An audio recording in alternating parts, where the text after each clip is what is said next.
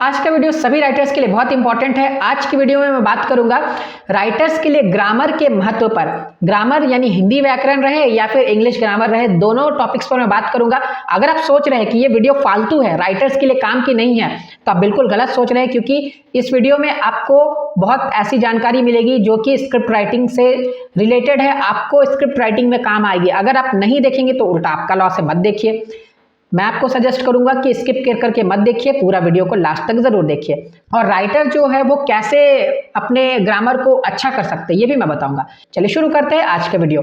Hi everyone, मैं हूं आकाश रजक और आप देख रहे हैं आरएस फिल्म्स प्रोडक्शंस। अगर आप हमारे चैनल पर नए हैं तो सब्सक्राइब जरूर कीजिए। सब्सक्राइब करेंगे तभी तो आपको फिल्म मेकिंग और स्क्रिप्ट राइटिंग के वीडियोज हमेशा देखने को मिलेंगे। सब्सक्राइब करके जाइए। देखिए, सबसे पहले मैं बात करता हूं कि राइटर्स के लिए ग्रामर का महत्व है कि नहीं। तो है, बिल्कुल बहुत ज्यादा महत्व है। अगर आप एक राइटर है, आप हिंदी में लिखते हैं या फिर इंग्लिश में लिखते हैं, दोनों में ही आपको ग्रामेटिकली जो आपकी स्क्रिप्ट है वो सही लिखनी होगी, वरना आप तो एक नवसिखिए राइटर कहलाएंगे। तो इसीलिए अगर आप चाहते हैं कि आप अपने आप को प्रोफेशनल राइटर साबित करें तो आपको ग्रामर जो है वो सही रखना होगा। अगर आप इंग्लिश लैंग्वेज में लिखते हैं तो इंग्लिश लैंग्वेज की जो ग्रामर है आप उसमें अच्छे से लिखिए। अगर आपको इंग्लिश आती है तभी आप इंग्लिश में लिखिए, और ग्रामर जो है उसका बहुत अच्छे से सही से लिखिए। ये नहीं कि आपने जहाँ पर हैज़ का इस्तेमाल है, हैज़ के साथ जो इस्तेमाल करना है, ही शीट नेम के साथ हैज़ इस्तेमाल करना है, आई वी यू दे के साथ हैव इस्तेमाल करना है, तो आप वहाँ पर उल्टा कर दे रहे हैं। आई के साथ आप हैज़ इस्तेमाल कर दे रहे हैं, आप ही के साथ हैव इस्तेमाल कर दे रहे हैं। वैसा नहीं करना है, इंग्लिश में भी बहुत सोच समझ के करना है। हिंदी की अगर बात करें तो हिंदी में आपको क्या करना है, जैसे स्त्रीलिंग पुल्लिंग है इस पर आपको विशेष ध्यान देना है। जैसे जो है कि गाड़ी चल रही है, ये आप बोल सकते हैं गाड़ी चल रहा है, ये तो नहीं बोल सकते हैं। तो स्त्रीलिंग पुल्लिंग पर आपको विशेष ध्यान देना है। ज़्यादातर मिस्टेक्स जो है वो राइटर से स्त्रीलिंग पुल्लिंग में होते हैं।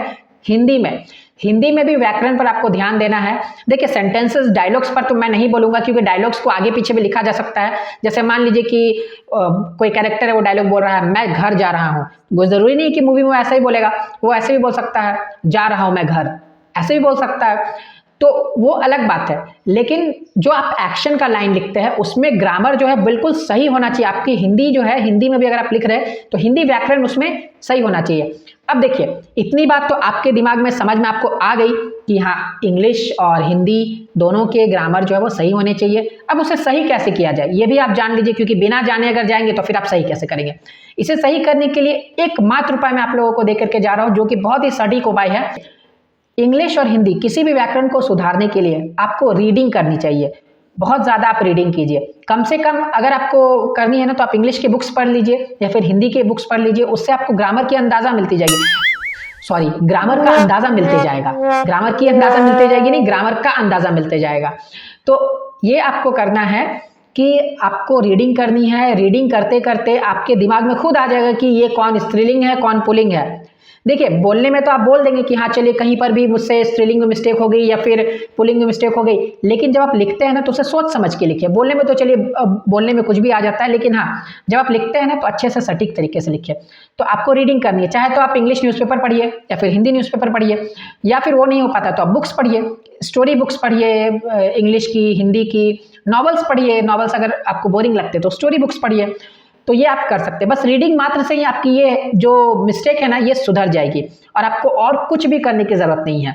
तो उम्मीद करता हूं कि आपको प्रॉब्लम तो पता चली गई, सॉल्यूशन भी मिल गई। तो आप वीडियो को लाइक और शेयर करके जाएंगे। तो बिना लाइक और शेयर कीजिए मत जाइए, और चैनल पर नए हैं तो सब्सक्राइब कर लीजिए, क्योंकि सब्सक्राइब करने से आपका ही फायदा है। मेरा तो है ही, आपका भी फायदा है। और कमेंट बॉक्स में अपने डाउट्स को मुझे लिखिए ताकि मैं उन टॉपिक्स पर वीडियोज बना पाऊँ। तो फिर मिलते हैं हम लोग एक नए वीडियो के साथ। तब तक के लिए बाय बाय।